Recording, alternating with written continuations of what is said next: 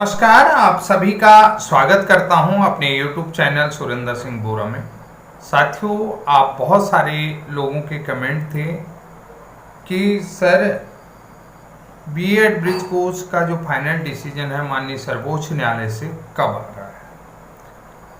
तो सबसे पहली चीज़ है कि आप लोगों की कंसर्निंग जो है कि वो बहुत अच्छी बात है कि आप लोग चिंतित हैं। दूसरा, एक सुझाव भी आ रहा था मेरे पास कि आप जो है कि सरकार से जाकर के प्रेशर बनाएं और सरकारी वकील जो है कि माननीय सर्वोच्च न्यायालय से कहें कि हम जल्दी से जल्दी डिसीजन निकालें ताकि आगे हम विज्ञप्ति जो है कि निकाल सकें। ये जो है कि हमारी जो एक बी टीम है उसकी तरफ से आया था, बी टीम की तरफ से। तो मैंने उनसे कह दिया था कि साहब, मेरा सीधा सा उद्देश्य ये था कि मैंने कहा अगर आपके यहाँ से 119 लोग हैं तो 100 लोग ही रह गए। बोले, मैंने कहा अगर आप 50 लोग आप लोगों की टीम से आ रहे हैं तो एक मैं भी आ जाऊंगा। 51 लोग चलते हैं सरकार के पास, मंत्री के पास। नहीं तो हमारे पास इस समय जो है कि कोई पैसा पाई है नहीं। तो सरकार के ऊपर जो भी बात रखनी है उसके लिए जो है कि मैं भी आज चल दूंगा। 50 आप चलेंगे तो एक मैं भी चल दूंगा अपनी टीम की तरफ से, तो 51 लोग हो जाएंगे। तो वहाँ पर जो भी मंत्री के आगे जो भी बात रखनी होगी वो बात आप रख सकते हैं, और क्या अपडेट होगा, कैसी चीज़ें होंगी, वो सारी चीज़ें सब लोगों तक पहुँचाना या उन लोगों तक बात करना हमारा भी उद्देश्य रहेगा। हम भी उस चीज़ को कर लेंगे। चलो, ये तो थी एक सुझाव की बात। जो भी चीज़ें हैं तो ये सुझाव मैंने आप लोगों तक रख दिया है। अब बात आती है कि बहुत सारे लोग अलग अलग तरीके की अपनी बातों को रख रहे हैं, चर्चा रख रहे हैं कि आखिर जो ब्रिज कोर्स वैलिड होगा या नहीं होगा, डिसीजन आएगा या नहीं आएगा।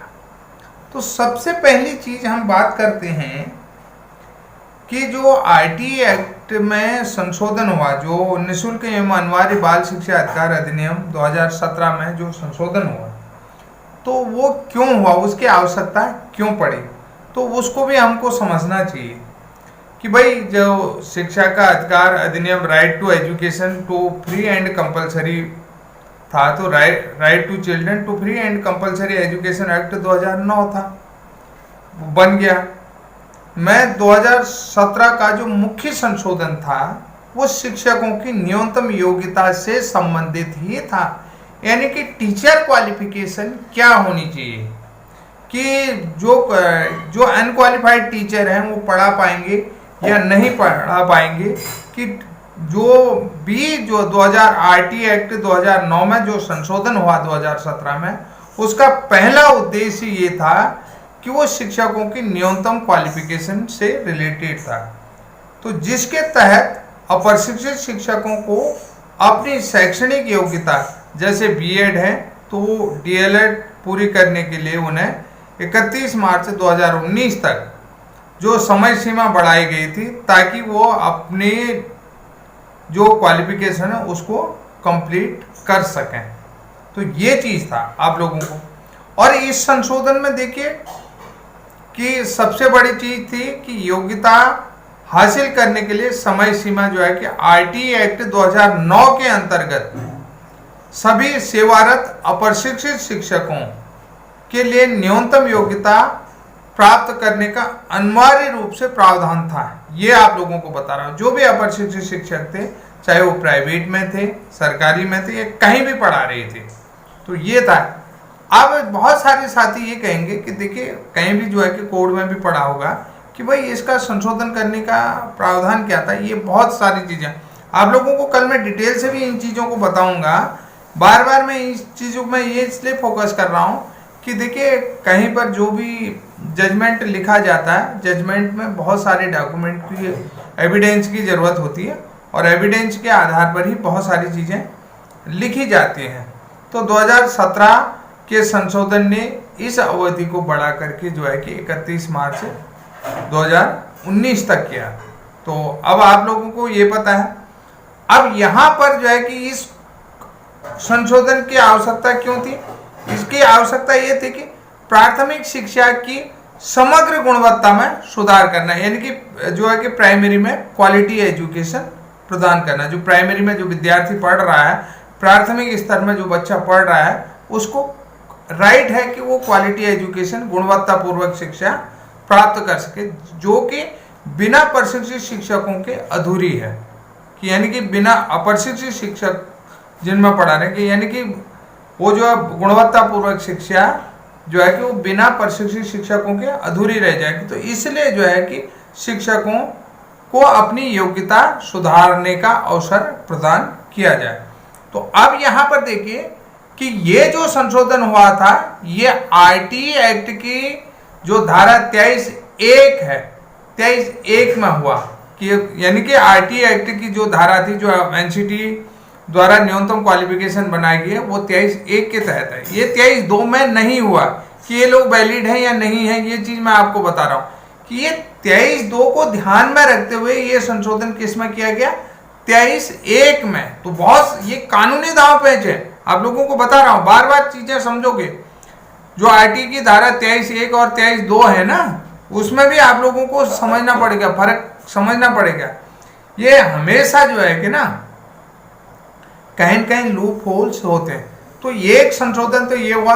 दूसरा एक संशोधन और हुआ था, नो डिटेंशन, यानी कि एजुकेशन पॉलिसी में नो डिटेंशन, यानी कि तो यहाँ पर क्या था कि फेल न करने वाली जो नीति थी उसको खत्म करने की पर भी समीक्षा करने का अधिकार था। नो डिटेंशन पॉलिसी, यानी कि जो द्वितीय संशोधन हुआ, परीक्षा और एग्जाम और डिटेंशन पॉलिसी 2017 में एक द्वितीय संशोधन विधेयक भी पेश किया गया था, आप लोगों को पता है, जिसमें राज्यों को कक्षा 5 से 8 में फेल न करने, यानी कि नो डिटेंशन की नीति को खत्म करने या समीक्षा करने का अधिकार दिया गया था।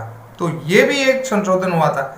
अब देखिए ना कि भाई अगर एक जो राइट जिसमें विधेयक पास हुए हैं, तो देखिए दूसरा जो नो डिटेंशन पॉलिसी है, नो डिटेंशन पॉलिसी है, आरटी एक्ट वाली बात आई, तो यहाँ पर देखिए ये अमेंडमेंट को अगर आज मान्य है तो ये भी दूसरा भी तो मान्य होगा ना। अब यहाँ पर बहुत सारी चीजें समझने वाली बात है कि बहुत सारे लोग अपने को एक्सपर्ट समझते हैं। भाई एक्सपर्ट तब होगे ना कि हर चीज एक दूसरे से रिलेट करती है। अब आप लोगों को बता देता हूं कि भाई 2017 में जो है कि आरटी एक्ट संशोधन है। अब यहाँ पर जो टीटी कंपलसरी वाले बात आ गई, जो गवर्नमेंट टीचर्स हैं, जो इन सर्विस टीचर्स हैं, उनके लिए टीटी कंपलसरी आ गया। कंपलसरी का प्रावधान भाई जो भी 2011 के बाद नियुक्त शिक्षक हैं उन्होंने तो टीटी किया। 2011 से पहले जो शिक्षक हैं उनको जो है कि भाई अब सुप्रीम कोर्ट के हर चीज को समझना पड़ेगा, जजमेंट को समझना पड़ेगा। भाई जब आरटी एक्ट में संशोधन किया गया था तब क्यों किया गया था, क्वालिटी एजुकेशन के लिए किया गया था, और अप्रशिक्षित शिक्षकों को जब अंतिम अवसर दिया गया था। तो दूसरी बात है कि अब पुराने शिक्षकों को टीटी का मौका दिया जाना चाहिए, आप बताओ, नहीं दिया जाना चाहिए ना। कि भाई जब आपने जो है कि 2009 के अंतर्गत आरटी एक्ट में ही तो आप कह रहे हैं कि आरटी एक्ट के तहत जो है कि हर शिक्षक को जो है कि क्वालिफाइड होना जरूरी है और बच्चों को राइट है कि ताकि वो जो है कि क्वालिटी एजुकेशन प्राप्त कर सके। तो उन्होंने जो है ये अवसर दिया था कि आरटी एक्ट में संशोधन किया। क्यों किया, ताकि शिक्षक अपनी न्यूनतम क्वालिफिकेशन कंप्लीट कर सके। तो उस समय जो है कि टेट का प्रावधान भी 2011 में आया। ये सारी चीजें जो है कि 1 अप्रैल 2015 के बाद फिर एक्सटेंड किया गया। वो आरटी एक्ट जो 5 साल के लिए जो रिलैक्सेशन था वो भी जो है कि 1 अप्रैल 2015 से एक्सटेंशन किया 4 साल के लिए। तो टोटल 9 साल का हुआ ना। 9 साल में ये टीटी वाला प्रावधान क्यों नहीं आया। ये उन शिक्षकों के लिए कह रहा हूँ कि जो शिक्षक गवर्नमेंट जॉब में है, जो लोग मुझे देखते हैं कि भाई देखिए हर चीज को मैं एक बेहतर ढंग से आप लोगों को समझाने की बात कर रहा हूँ और आप लोगों तक पहुंचाने की कोशिश कर रहा हूँ। तो ये बेहतर चीजें आप लोगों को समझना चाहिए कि भाई अब टीटी की अनिवार्यता में जो है कि सुप्रीम कोर्ट ने फैसला दिया। चीजें देखिए अब वहां पर नो डिटेंशन वाली जो पॉलिसी आई, नो डिटेंशन पॉलिसी आई, भाई नो डिटेंशन पॉलिसी के लिए भी तो विधेयक पास हुआ है, वो लागू है। तो क्वालिफिकेशन के लिए भी इम्प्रूव हुआ है। तो उसमें जो है कि अब यहाँ पर एक चीज और देखा जाए, सबसे पहली चीज है इसमें जो है जो भी मूल विधेयक है, राइट, बच्चों के लिए निःशुल्क एवं अनिवार्य शिक्षा अधिकार अधिनियम द्वितीय संशोधन जो है कि विधेयक 2017, तो उसमें जो है कि विशेषज्ञ समिति बनाई गई। जो आरटीआई एक्ट अमेंडमेंट 2017 है, तो उसमें एक नहीं दो विशेषज्ञ समितियां थी, दो विशेषज्ञ समितियां, सेंट्रल की भी और स्टेट की भी, थी कि नहीं थी? सेंट्रल की और स्टेट की दो समितियां, ये कोई चीजें नहीं बताएंगे। और इसमें देखिए ना, हर चीज चरणबद्ध तरीके से रखी गई है और चरणबद्ध तरीके से उसमें सिफारिशें आई, ठीक है, चरणबद्ध तरीके से। इसमें जो है कि कई चीजें कई प्रावधान किए गए और कई प्रावधानों में समीक्षा की गई। तो आप लोगों को ये जो है कि चीजें कोई बताएगा नहीं, ये चीजें बहुत सारी चीजें आप लोगों के जो हमारी एक्सपर्ट कमेटी हुई सिफारिशें रखी, जो दो समितियां बनाई गई थी, उसमें दो है, एक राज्य स्तरीय थी, एक सेंट्रल स्तरीय, और इसमें कई प्रावधानों में समीक्षा की गई और चरणबद्ध तरीके से की गई, किसको हटाना है, किसको बंद करना है, क्या चीज होनी चाहिए।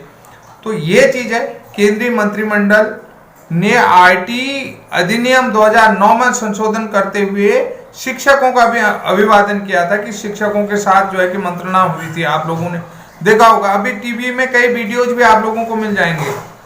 तो इसलिए जो है कि जो आप लोगों को मैं ये बता देता हूं कि जो संशोधन 2009 में किया गया, उसमें निर्धारित न्यूनतम योग्यता प्राप्त करने के लिए जो समय अवधि बढ़ाई गई थी, वो कब तक बढ़ाई गई थी, ये आप सभी लोगों को मालूम है कि वो 31 मार्च 2019 तक बढ़ाया गया। तो मैं समझता हूं कि बेहतर ढंग से आप लोग इस चीज को समझ गए होंगे। आप बहुत सारे साथी ये कह रहे हैं कि ब्रिज कोर्स का जो डिसीजन आएगा वो कब आएगा, थोड़ा थोड़ा चीजें समझ लीजिएगा कि जब ऑथेंटिक डॉक्यूमेंट जाते हैं ना, उन हर चीजों में समीक्षा होती है, तो तब जजमेंट लिखा जाता है। तो जहां तक मैं समझता हूं कि जो फैसला आएगा वो ब्रिज कोर्स के हक में आना चाहिए, ये मेरी बात है। और ये मैं देखिए बहुत सारे साथी जो है कि आरटीआई एक्ट को लेकर के परेशान होते हैं, आरटीआई एक्ट में संशोधन फर्स्ट और द्वितीय में, और जो गवर्नमेंट टीचर्स हैं, जो इन सर्विस टीचर्स हैं, जिनके लिए अगर वो प्रमोशन चाहते हैं, अगर उनकी 5 साल से कम की भी नौकरी बचनी है, उनको टीईटी अनिवार्य रूप से करना पड़ेगा। अब भाई मैंने आप लोगों को इसमें बेहतर ढंग से उन नियमों को बता दिया है कि जिन नियमों के अंतर्गत आप लोग आज भी रिलैक्सेशन के काबिल है, और रिलैक्सेशन के काबिल है, और आप लोगों का राइट है, पूरा राइट है कि भाई 9 साल के अंदर निःशुल्क एवं अनिवार्य बाल शिक्षा अधिकार अधिनियम में तमाम स्टेट की भी समिति बनाएगी और सेंट्रल की भी समिति बनाएगी। उसमें तमाम बिंदुओं पर समीक्षा हुई, तमाम अधिनियमों पर समीक्षा हुई, कई प्रावधानों पर समीक्षा हुई, और केंद्रीय मंत्रिमंडल ने जो है कि शिक्षकों का अभिवादन भी किया था। आप लोगों ने माननीय प्रकाश जावड़ेकर जी को सुना होगा, और ये चीजें सारी बेहतर से बेहतर तरीके से आपको इस तरीके से एक प्लेटफॉर्म में ला करके कोई नहीं रखेगा, ठीक है। तो ये चीजें देखिए, आप जो भी शिक्षक साथी मुझे सुन रहे हैं जो गवर्नमेंट सर्वेंट पे हैं, तो यानी कि गवर्नमेंट सर्विस पे हैं, वो लोग क्रॉस चेक भी इन चीज़ों को कर सकते हैं कि वास्तव में क्या मैं ऑथेंटिक वीडियो बना रहा हूँ, या मैं जो है कि जिन मुद्दों पे बात कर रहा हूँ ये पॉइंट कहाँ तक सच है। तो इन सारी चीज़ों में आप समीक्षा क्रॉस चेक कर सकते हैं और अपना सुझाव भी मुझे दे सकते हैं, क्योंकि मैं एक्सपर्ट नहीं हूँ। आप लोगों के सुझाव के अनुसार आगे बेहतर वीडियो आप लोगों के सामने भी आ सके। तो साथियों, आज के लिए इतना ही, तब तक के लिए जय हिंद, जय उत्तराखंड।